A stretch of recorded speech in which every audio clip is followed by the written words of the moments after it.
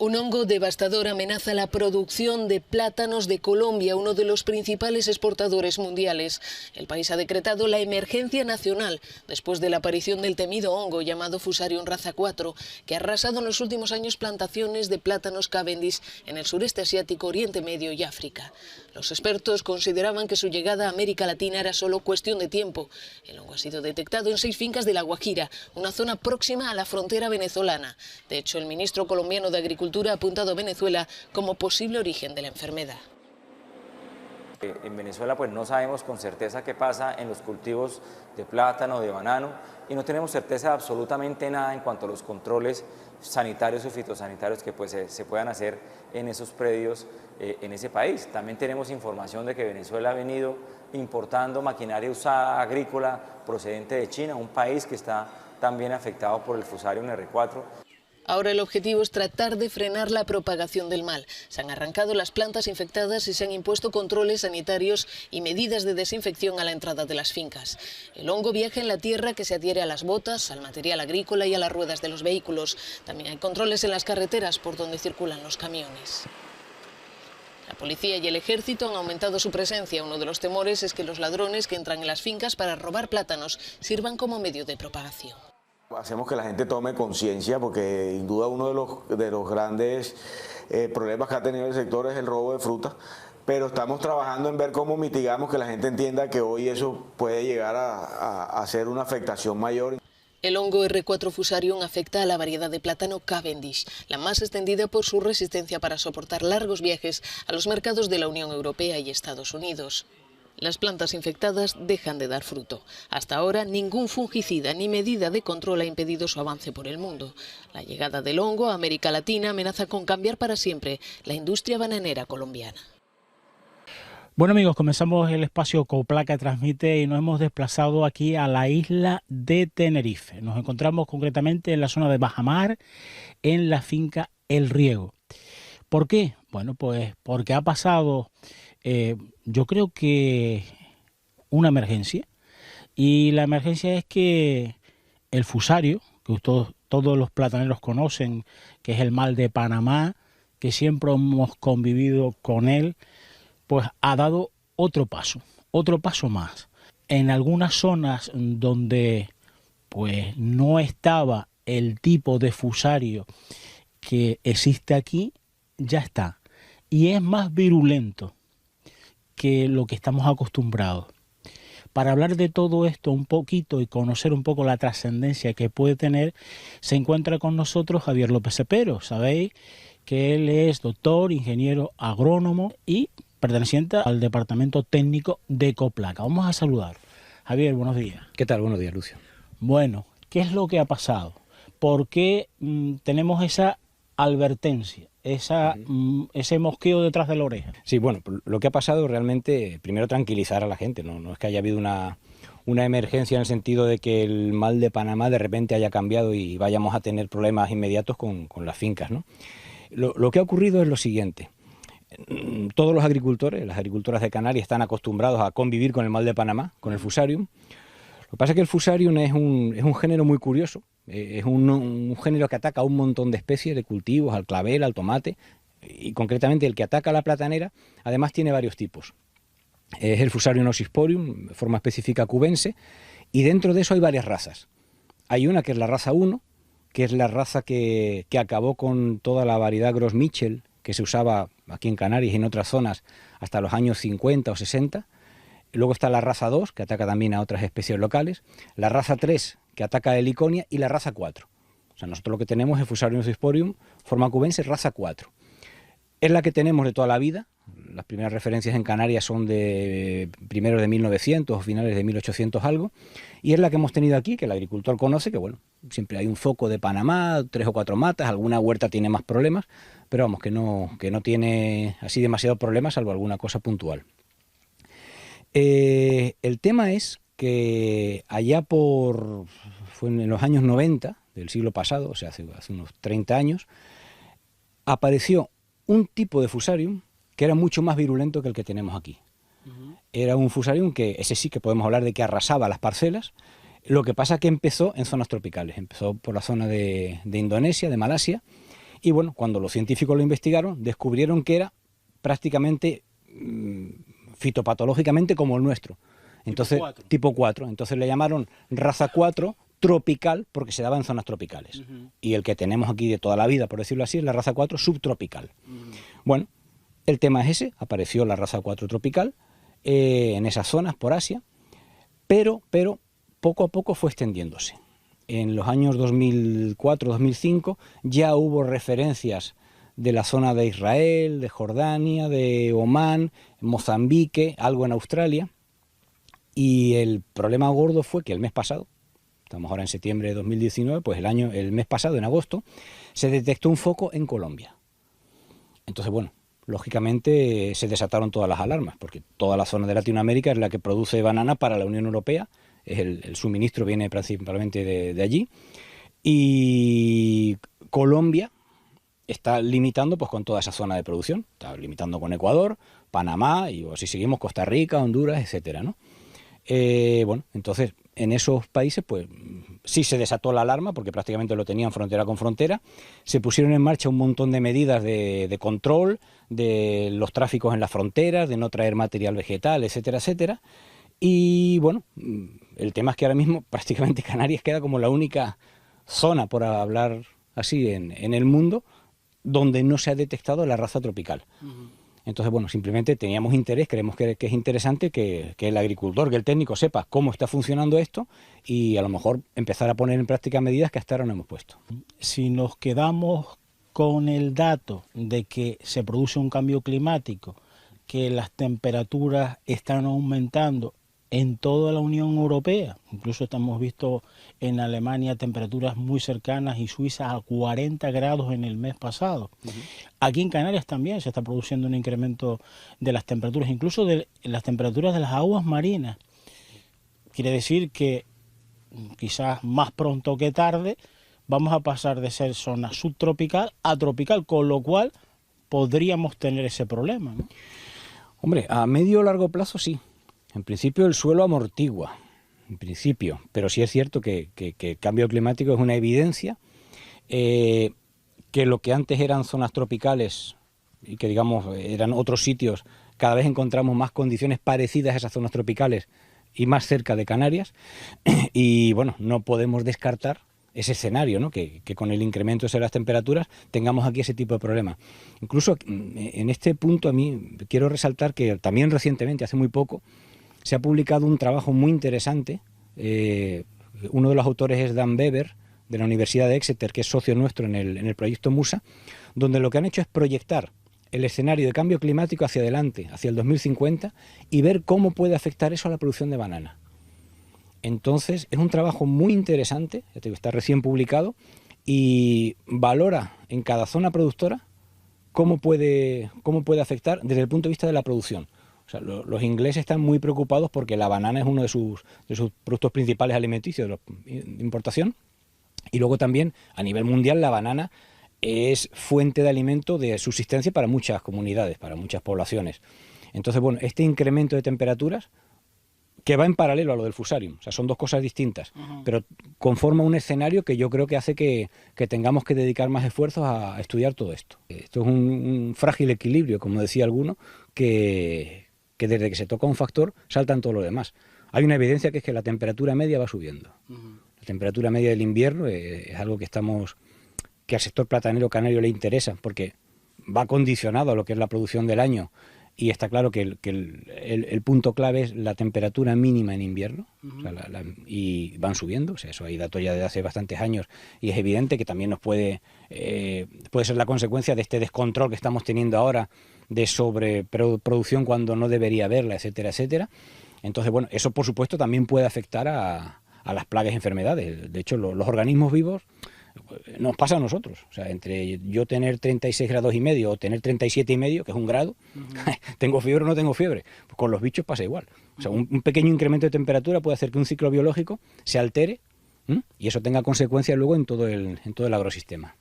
Bueno, pues después de explicar a todos ustedes el porqué de llevar esta información a todos los plataneros, cuál fue el motivo, pues nos vamos a centrar en lo que es el fusario y lo que, bueno, también conocido como el mal de Panamá. Detrás de nuestro tenemos una mata bueno, que ya en principio se le está notando las hojas amarillas, y por aquí tenemos también a la derecha, también ya tenemos otra que está en un estado más avanzado, ya están seca toda la mata, incluso todas las hojas. Y bueno, pues Javier López Cepero nos va a explicar un poco cómo aparece y cómo se desarrolla. Bueno, el Fusarium es un hongo de suelo, entonces está en el suelo y cuando se dan determinadas condiciones, podemos decir que se activa, y lo que hace simplemente es que bloquea los vasos de la platanera. Entonces el síntoma inicial, que todos los agricultores y los técnicos conocen de sobra, es que las hojas más viejas se empiezan a amarillar y se van, como decimos, se van mulchando.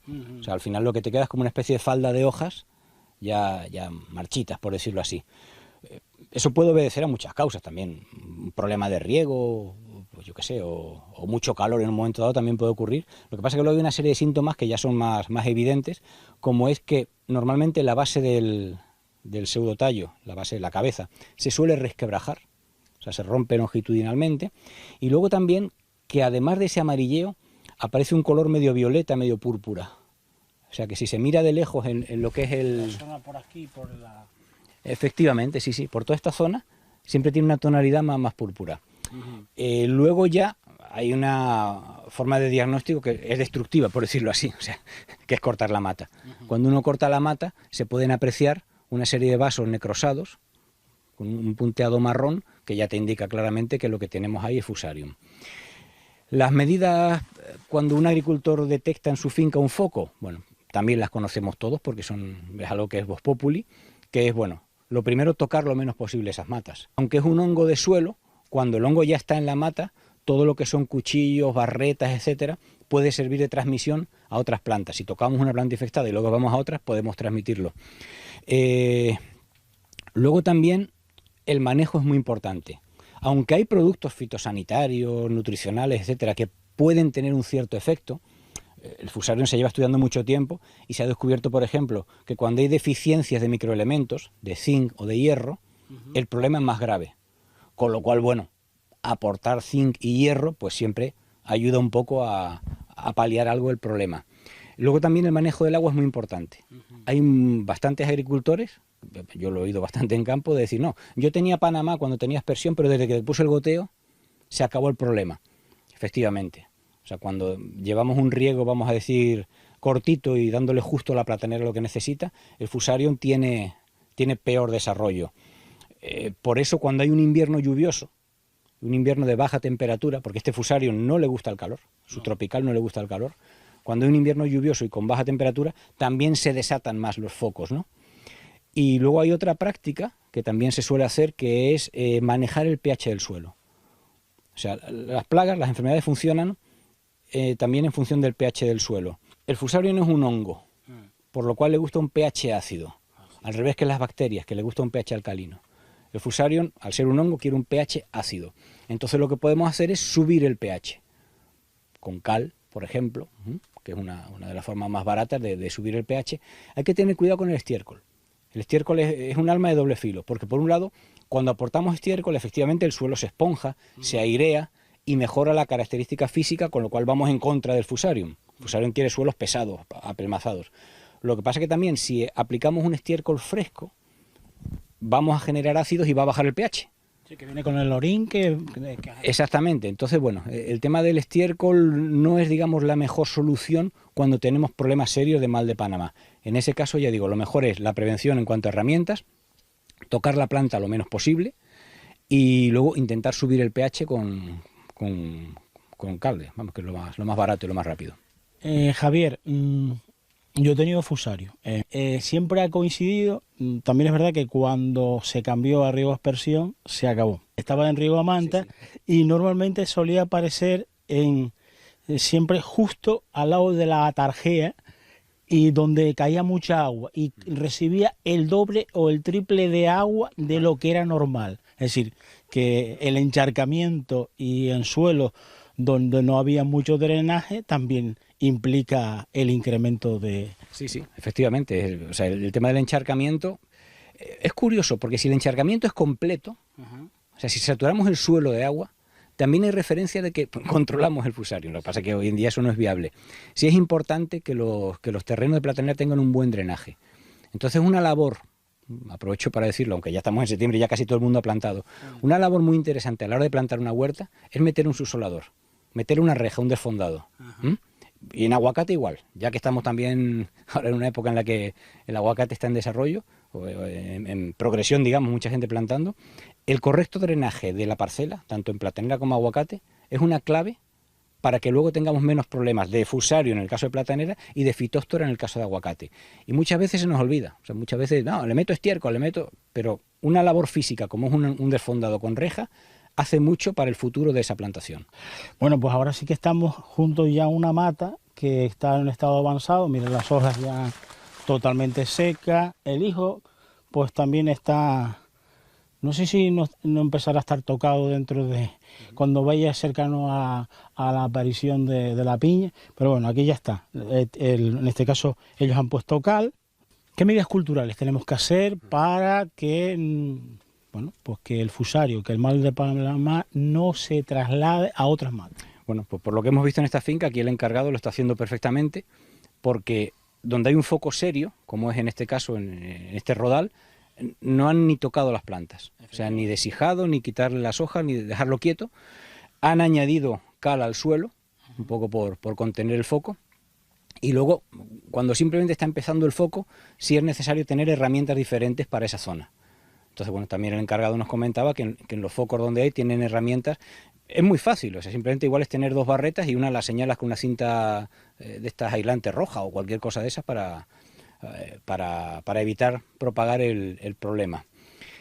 También es importante una cosa, nosotros ahora de aquí no nos vamos a ir a otra finca, porque vamos a llevar las esporas en el calzado. Efectivamente, sí. Entonces, incluso podemos llevarlas en la ropa, pero especialmente en el calzado. Entonces, una cosa importante de cara a esta aparición cada vez más cerca de la raza tropical de Fusarium es que aquellas fincas que reciben visitantes, que bueno, que es una actividad muy interesante, el mostrar el plátano canario a los turistas que vienen, empiecen a tomarse en serio la necesidad.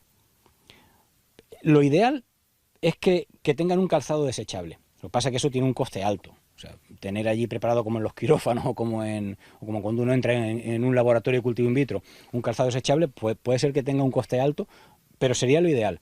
Porque uno no puede garantizar que a lo mejor un visitante que viene viene de Inglaterra o que viene de Alemania, con ese mismo calzado haya estado pues 2 semanas antes de vacaciones en una zona donde hay fusarium tropical, en Indonesia o en Israel, por ejemplo, ¿no? Entonces, bueno, como no es cuestión de hacerle un interrogatorio a cada turista que entra, empecemos a tomarnos en serio este tipo de medidas. También, cuando uno va por ahí a ver fincas por esos mundos, en todos los países te encuentras, antes de entrar a la finca, una alfombrilla con algún material desinfectante, tipo lejía, tipo amonio cuaternario, para desinfectar el calzado. Entonces, bueno, son cosas que aquí a lo mejor nos suenan un poco a quirófano o una cosa exótica, pero conviene que nos vayamos metiendo en la cabeza que el riesgo de introducción de la raza tropical aquí en Canarias podía ser bastante devastador. Sin llegar a esos extremos, sí es cierto que, bueno, en las fincas que tenemos simplemente pues la raza subtropical de toda la vida, sí conviene tener también ese tipo de cuidado. O sea, por ejemplo, los compañeros técnicos que van visitando las fincas, pues pueden realmente ser un foco de dispersión, ¿no? Entonces siempre, bueno, cuando hay una parcela con Panamá, o dejarla para el final del día, o incluso tener la precaución esa de tener un calzado especial para ese tipo de fincas. Yo realmente, si me pongo a hacer memoria dentro de lo que es el ámbito de Coplaca, y son 3.000 y pico hectáreas, conozco 3 casos donde realmente el fusario no es un problema grave, y son parcelas que, a pesar de que se arranquen, se vuelven a plantar, la gente saca la tierra, vuelve a meter tierra nueva, pero eso no tiene realmente efecto. O sea, es muy difícil. Cuando tenemos una infección fuerte de fusarium, lo mejor es convivir con él y manejarlo. Pero bueno, ya digo que en toda mi experiencia conozco 3 fincas donde el problema realmente es grave. ¿En solarización? Hay muy poca experiencia. El problema es que la solarización posiblemente no haga efecto en la profundidad a la que están las esporas. O sea, a lo mejor habría que combinar la solarización, pero con un removido de la tierra. Entonces, bueno, sería montar una infraestructura tan complicada que yo creo que hoy en día no se justifica hacer nada de eso. simplemente eso, teniendo cuidado con las medidas que hemos hablado, las medidas que hemos visto aquí en esta finca, que se llevan a cabo perfectamente, eso de, si el foco es muy serio, dejar las plantas quietas. Sí, incluso hay fincas donde he visto que las rodean con cinta de obra, como diciendo, bueno, si entra algún peón que no controle el tema, que sepa que ahí no se puede tocar. Y luego, pues eso, las herramientas propias para los pequeños focos y la precaución de no dispersar mediante el calzado o mediante aperos la infección. Bueno amigos, pues aviso para navegantes, lo ha dicho muy claro Javier López Apero. Y sobre todo aquellas fincas de plátanos que suelen visitar las turistas. Quizás el calzado, el plástico, la bolsita esta y tal, resulta caro. Pero lo que no resulta tan caro es poner a la entrada de la finca, pues eso, esa alfombrilla impregnada de algún producto desinfectante para que vayan pasando por ahí, vayan pasando con su calzado, se vayan limpiando y bueno, pues no traigan esa enfermedad desde otro sitio, porque es posible lo que ha dicho Javier, que hayan visitado o provengan de alguna de esas zonas en las cuales puede estar el fusario tipo 4 tan virulento